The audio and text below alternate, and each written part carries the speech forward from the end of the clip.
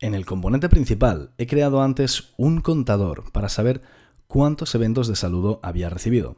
Aunque es algo muy simple, este estado rompe el principio de responsabilidad única de mi componente principal, que debería preocuparse exclusivamente de la vista. Angular te ofrece de inicio una arquitectura bien diseñada para gestionar el estado y la lógica. Se llaman servicios. Los servicios son clases singleton dentro de un cierto scope, es decir, clases que tienen una única instancia compartida a la que pueden acceder varios componentes gracias a la inyección de dependencias. Toda lógica que no esté directamente relacionada con la vista, peticiones al servidor, validaciones de datos, etc., deberías moverla siempre a servicios. Así, además de simplificar los componentes, consigues que la lógica sea reutilizable y haces el estado accesible para otros componentes. Vale, así que creo unas clases que llamo servicios, donde meto la lógica, guardo el estado y demás, y puedo acceder a estos servicios a través de la inyección de dependencias, claro, pero ¿qué es esto de la inyección de dependencias? Vale, la idea es la siguiente. Fíjate que tú no has tenido que instanciar ningún componente, lo hace Angular por ti cuando detecta un selector en el código HTML. La forma que tiene un componente para poderle indicar a Angular que necesita acceso a un servicio es en el constructor. Así, cuando Angular quiere instanciar un componente determinado, si en el constructor se pide el servicio A, Angular necesita pasarle ese objeto para poder crear el componente. Durante la fase de inicialización del proyecto, Angular crea un inyector para el módulo principal, aparte de otros inyectores que podría crear también.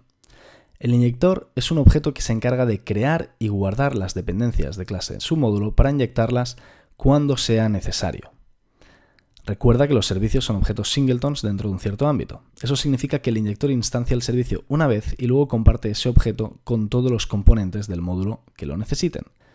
Pero el inyector necesita saber cómo obtener o crear la dependencia. Eso es lo que hace el provider. Para cada dependencia que tengas, necesitas decirle a Angular cuál es su provider para que el inyector pueda crear esas nuevas instancias. En los servicios, el provider suele ser la propia clase del servicio. Vale, de acuerdo, esto parece un poco complejo, así que voy a explicártelo de forma más gráfica. Ok, imagina que esta es la aplicación. ¿Vale? La aplicación se construye en base a un módulo principal. Los metadatos del módulo podrían importar un par de providers, uno para el servicio A y otro para el servicio B. Vale, en este momento, Angular crearía un inyector para todo el módulo. Y dentro de ese inyector crearía un objeto para el servicio A y otro para el servicio B. Crearía una instancia para cada servicio. Vale, imagina que dentro del módulo 1 tengo el componente 1, que espera recibir en su constructor una instancia del servicio A. Bueno, pues no hay problema, porque el inyector del módulo principal le pasará la instancia de servicio A que ya tiene guardada. Esto es lo que llamamos inyección de dependencias. Este componente podría tener otro componente en su interior, y ese subcomponente podría esperar recibir el otro servicio, por ejemplo, el servicio B, y lo espera recibir por inyección de dependencias. No hay problema de nuevo, el inyector principal le pasaría la instancia de esa clase que ya tiene en memoria. Como ves, si el componente tiene por encima un inyector que conoce el proveedor de sus dependencias, no hay problema, recibirá el objeto que necesita. Vale, pero puede haber más proveedores con ámbitos más reducidos. Fíjate ahora en el componente 3. En este caso, en sus metadatos también recibe un proveedor, el del servicio C. Antes era nuestro root module el que recibía los proveedores de los servicios A y B, pero luego en el componente 3 también en sus metadatos recibimos el proveedor del servicio C, que no está en el root module. Para este caso, Angular creará un inyector válido dentro del ámbito de ese componente y sus descendientes e instanciará nuevos objetos para sus dependencias, en este caso para el servicio C. Vale, ahora imagina que el componente solicita en su constructor los servicios B y C. Muy bien, pues recibirá el servicio C de su propio inyector, claramente. Mientras que el servicio B que recibirá es el del inyector principal. Es decir, para el servicio B recibirá exactamente la misma instancia que está usando el componente 2. Esto de aquí es una instancia, es un objeto singleton, por tanto, este servicio B de aquí será exactamente el mismo servicio B de aquí.